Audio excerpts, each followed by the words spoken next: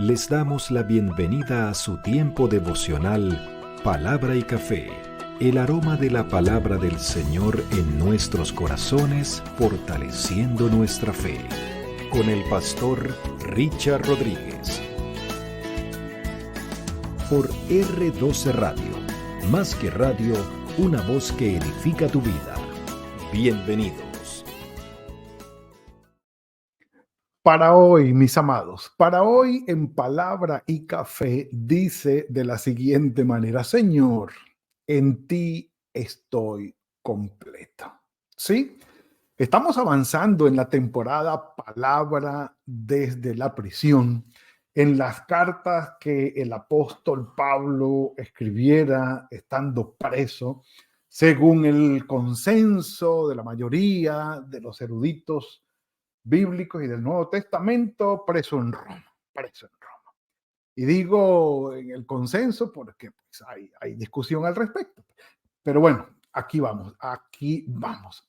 Ya fuimos sobre Efesios, ya fuimos sobre Filipenses, estamos en Colosenses. Y hemos llegado, mis amados, al capítulo 2 de Colosenses, donde comienza en el versículo 6 del capítulo 2, según la, digámoslo así, la distribución de la Biblia que tengo aquí, llega a la tercera parte, que es la nueva vida en Cristo, así se ha titulado en esta Biblia de estudio del 95, y va desde el capítulo 2, versículo 6, hasta el capítulo 4, versículo 6, que vendría a ser, digámoslo así, el grueso del contenido de la carta. Recordemos que Pablo no estuvo presente, no conoció, no fundó la iglesia a los colosenses, les escribió, pero se supone que Epafras fue quien estuvo a cargo de eso, la fundación y del primer pastorado de esta iglesia. Digamos que es una característica especial porque se supone que Pablo visitó a todos los demás menos a ellos. Pero bueno, entendemos que las circunstancias eran de cárcel. En algunos hablan de una liberación que Pablo tuvo de 2 años y habiendo sido liberado en Roma, salió hacia Asia Menor, pero digamos que estuvo presente y hacia Macedonia también, pero no pudo visitar a los colosenses en ese intermedio y finalmente fue puesto preso de nuevo ya para ser juzgado y condenado en Roma. Pero bueno, esas son discusiones, digamos, fuertes que hay con respecto al contexto del encarcelamiento de Pablo. Pero en este momento, desde el versículo 8 hasta el versículo 15, mis amados, está lo que se llamaría el centro teológico o de la teología que Pablo quiere comunicar a los colosenses. Dicen que si Pablo tuviese que resumir la carta y entre los 4 capítulos, vengan y confirmo, sí señor, entre los 4 capítulos debiera escoger unos cortos versículos para decir, no mandemos todo, mandemos esto, hubiese mandado los versículos 8 al 15 del capítulo 2. Porque la cristología, en los temas de teología, lo que dice Pablo acerca de nuestro Señor Jesucristo es crucial y fundamental para la vida nuestra. Y lo va a decir desde muy temprano. Obvio, lo está diciendo con un espíritu de apologética o de apologista, de defensor de la fe. Pablo está defendiendo la fe en nuestro Señor Jesucristo y está cumpliendo digámoslo así, un papel de apologeta, de defensor, de la apología, de defensor de la fe. Porque ya por segunda vez comienza diciendo, mirad que nadie os engañe. En otras palabras, no se dejen engañar. Que no les metan los dedos a la boca. No se vayan a dejar desviar. O para ser más exactos, en la traducción del griego, No se dejen secuestrar, no se dejen capturar, como diciendo, sígueme a mí porque yo tengo la verdadera doctrina y no le hagas caso a nadie más sino a mí y te capturo. Y a nadie más vas a seguir. La autoridad la tengo yo y la enseñanza verdadera la tengo yo. Así que mucho cuidado con aquellos que vienen a decirle, mire, aquí está la verdadera doctrina, fuera de aquí no hay salvación, nadie más tiene la razón, sino solamente nosotros. Esa es una actitud, una característica y un perfil de las sectas pseudocristianas. No hagan caso y salgan corriendo. Un café por eso. Cuando vayan a decir todos los demás están equivocados y nosotros tenemos la razón y solamente aquí hay salvación, y entonces le agregan otro elemento más que Pablo va a mencionarlo aquí, saliéndose de la salvación en nuestro Señor Jesucristo, allí hay dificultad. Por eso yo les decía que el texto habla es de la cristología, una cristología segura y firme. Dice así: miren que nadie los engañe por medio de filosofías y huecas sutilezas basadas en tradiciones de los hombres conforme a los elementos de este mundo y no según Cristo. Rápido, rápido, aquí está. Dice, los colosenses trataban de mezclar su fe en Cristo. Cuando hablan de estos elementos, trataban de mezclar su fe en Cristo con algunas creencias extrañas, especialmente la de que debían dar culto a los elementos del mundo, considerando a Cristo como uno más entre varios intermediarios ante Dios. Lo que decíamos, la salvación no solamente está en Cristo, sino hay que hacer algo más, y Pablo lo va a mencionar. Pablo lo va a mencionar aquí.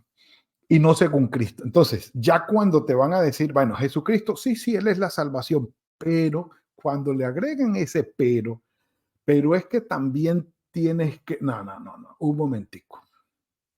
Jesucristo, y como decían, como dicen en mi pueblo, lo demás es monte y culebra, no sirve. En Cristo, y ya. Lo demás es lo de menos. Lo demás viene por añadidura. En Cristo. Y Pablo va a decirlo aquí, miren. Porque en Cristo habita corporalmente toda la plenitud de la divinidad. Juan 1:14. Y el Verbo se hizo carne y habitó entre nosotros y vimos su gloria, gloria como la del unigénito del Padre. Punto. ¿Piden ver al Padre? Andrés, si me han visto a mí, han visto al Padre. ¿Para qué me pides conocer al Padre si me han visto a mí? El que me ha visto a mí ha visto al Padre. En Él habita corporalmente toda la plenitud de la divinidad y ustedes están completos en Él, que es la cabeza de todo principado y de toda potestad, hablando de autoridad terrenal y de autoridad espiritual. Él es la cabeza. Por encima de él, en autoridad terrenal, material, humana o espiritual, celestial, no hay absolutamente nadie. Él es el Elyon. Él es el Altísimo. Él es el que ocupa el top arriba, la cabeza, el máximo, el último límite que hay sobre la escala de los dioses, las divinidades, las autoridades espirituales que puedan considerarse en el cielo, en la tierra y debajo de la tierra. Por encima de él no hay nadie. Y un café por eso. Entonces estamos diciendo que nuestro Señor Jesucristo, en el cual habita toda la plenitud de la divinidad, en cuanto a las autoridades y potestades, es nuestro Señor y Salvador. ¿Habrá otra autoridad a la cual ir? No, pero no nos desviamos del punto. Dice Pablo, en Él habita corporalmente toda la plenitud y la divinidad, de manera que entonces ustedes están completos en Él, que es la cabeza de todo principado y potestad. Mis amados, en Cristo estamos completos y no nos falta nada. En Él lo encontramos todo y no tenemos que depender de otras personas para que vengan a sufragar, a llenar, a acomodar lo que es nuestra vida o los faltantes en nuestra vida. Él es la plenitud de nuestra vida. En Él la encontramos. Yo no puedo esperar que otra persona esté a mi lado para hacerme feliz. No. Está a mi lado y conformamos un matrimonio, una familia maravillosa.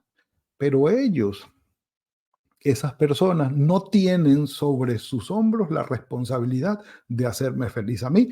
Y yo no espero que lo hagan porque nadie puede cumplir ese rol. Nadie. Entonces, la plenitud de mi vida no radica en las personas que me rodean, no radica en mis logros materiales, académicos, económicos o lo que sea, no radica en mi buen nombre, mi buena fama o buen reconocimiento que pueda tener, no, radica en el Señor. La plenitud de mi vida radica en el Señor Jesucristo porque es algo espiritual que solo Él lo puede suplir. Las demás personas no, las demás cosas no. Y la plenitud de la vida la puede dar el Señor, nada más. Entonces dice Pablo aquí, ¿cómo es que llegamos a esto? Dice, ustedes fueron circuncidados en él. Por ejemplo, la circuncisión en la carne ya no la necesitamos. ¿Por qué? Porque Pablo compara la circuncisión en la carne, hace una analogía con la circuncisión en el espíritu, que es quitarnos o cortar, como la circuncisión era cortar el prepucio, dice él, nos ha cortado el dominio que el pecado tenía sobre nosotros. Y es una circuncisión espiritual la que Cristo ha hecho en nuestros corazones, de manera que no necesitamos más. Ustedes no necesitan ser circuncidados, ya Cristo les ha dado la verdadera circuncisión. En Él también fuiste circuncidados con la circuncisión no hecha de mano de hombre, sino por la circuncisión de Cristo, en la cual ustedes son despojados de la naturaleza pecaminosa, del dominio del pecado sobre ustedes. Así que el pecado ya no los domina más, va a decir Pablo en Romanos capítulo 8. Dice, con él ustedes también fueron sepultados en el bautismo y resucitados por la fe en el poder de Dios que lo levantó de los muertos, que viene a ser una analogía y una esperanza de la resurrección nuestra. ¿Es la muerte el punto final para nuestras vidas? No, es la transición a la eternidad. Tenemos esperanza de resurrección. Por eso vamos a la muerte como un elemento necesario, pero que fue vencido. Necesario porque Pablo dice, es necesario, como decía mi padre, es menester que esto ocurra, porque si no morimos no podemos ser transformados como la semilla que se siembra, se pudre y muere, para darle vida y darle paso a una nueva planta maravillosa. Muy diferente a la semilla que se sembró, pero que sale de la semilla que se sembró. De manera que cuando nosotros fuimos sepultados en el bautismo, dice, por la fe en el poder de Dios que lo levantó de los muertos, hemos sido también resucitados y tenemos esperanza de vida eterna. Miren, y estamos hablando de cuestiones absolutamente teológicas y cristológicas de lo que Él, nuestro Señor Jesucristo, ha hecho en nosotros y cómo podemos tener esperanza. Dice, y a vosotros, estando muertos en pecados y en la incircuncisión de vuestra carne, es decir, todavía no había quitado Él el dominio del pecado sobre nosotros, dice, y a vosotros estando muertos en pecados y en la incircuncisión de la carne, nos dio vida juntamente con Él, perdonándonos todos nuestros pecados. Entendiendo todo esto, la obra de Él en nosotros ha producido arrepentimiento y por fe recibimos el regalo del perdón.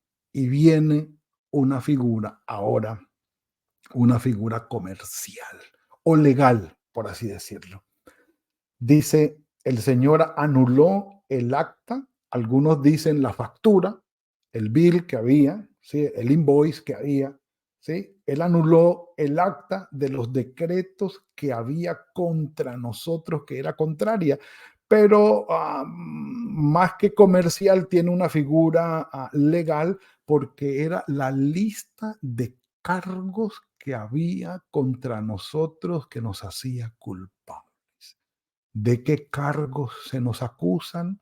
Que amerita que vayamos ante un juez, seamos juzgados y condenados, pues la lista está aquí escrita. 1, 2, 3, 4, 5, 6, 7, aquí está. Esa acta de cargos en contra nuestra, él la anuló poniéndole un sello de pagado con la sangre de mi Hijo Jesucristo. Dice, él anuló el acta de los decretos y la anulación no quiere decir que no, esto ya no vale. No, la anuló es ya no tiene poder, ya no tiene efectividad porque ha sido pagada. Él anuló el acta de los decretos que había contra nosotros, que nos era contraria, y la quitó de en medio y la puso en la cruz. Aquí se ha cumplido todo lo que por la ley se mencionaba pecado y hacía culpable a todo aquel que no había creído. Pero en mi Hijo Jesucristo, todos, aquel que cree, todo aquel que se acerca con fe, todo aquel que en arrepentimiento y fe se acerca, obtiene la salvación, el perdón de sus pecados y la efectividad del acta anulada sobre su corazón. Ya no tiene ningún cargo. Bendito sea el nombre del Señor. Un café por eso.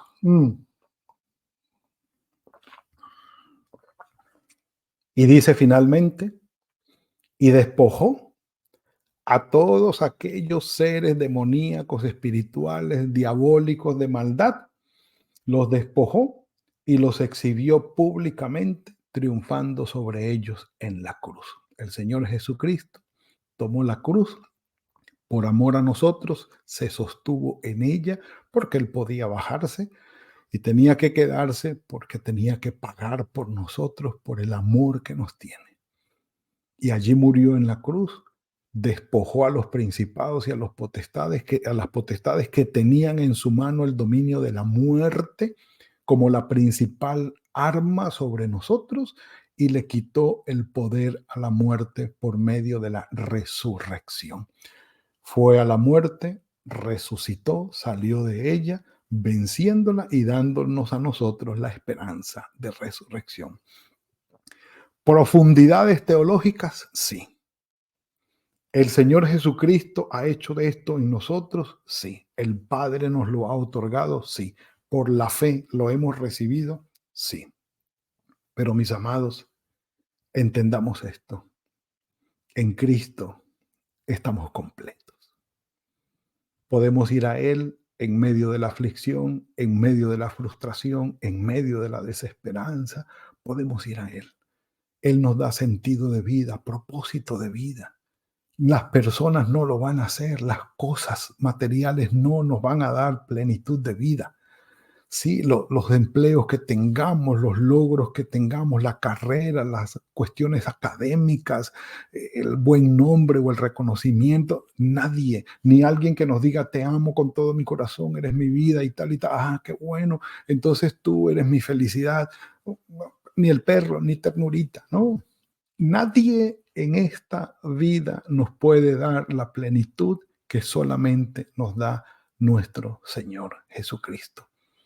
Un sentido de vida, un propósito de vida pleno que está en nuestro corazón, arraigado como una convicción que solamente Él nos da.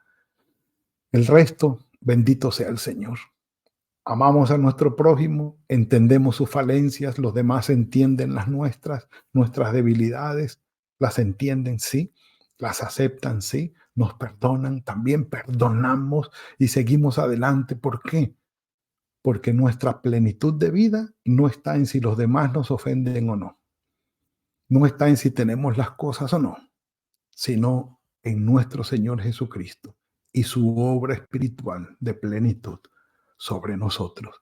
Entendamos esto, mis amados, y que el Señor nos ayude a tener una vida plena en Él, no en las demás circunstancias, y que fuera de Él no hay ni salvación ni plenitud de vida. Confiemos en el Señor, mis amados. Padre, gracias. Gracias por esta bendición que nos traes hoy. Tu Hijo Jesucristo en nuestras vidas, trayendo plenitud y sentido, propósito de vida en nosotros. Ayúdanos, Señor, a comprender, a encarnar, a entender que nadie ni nada más puede hacer esto. Y enfocarnos en Él. Y saber que como nadie más puede hacerlo, Padre, que tú nos des la fuerza y la disposición para amar a los que nos rodean y que los demás nos amen a nosotros. En tus manos estamos, Padre. Guárdanos, Señor, durante el resto de este día. Guíanos con tu mano poderosa en el fin de semana y que tu bendición nos acompañe. En el nombre de tu Hijo Jesucristo. Amén y amén. Mis amados, ha sido la entrega para hoy. Gloria al Señor. Buen texto, carnudo texto. Allí quedó mucho por decir, pero es un devocional. Es un devocional. Que el Señor les regale la plenitud de vida y ustedes puedan ser conscientes de eso siempre. Que tengan un buen día hoy, fructífero día. En el nombre del Señor. Feliz fin de semana con la familia. Vamos a la iglesia, congreguémonos y que la bendición del Señor esté sobre nosotros. Nos veremos el lunes, si el Señor lo permite, en otro tiempo de palabra y café. Que el Señor los bendiga. Gracias por compartir con nosotros este espacio de palabra y café. Hasta una próxima oportunidad por R12 Radio. Más que radio, una voz que edifica tu vida. Que Dios les bendiga.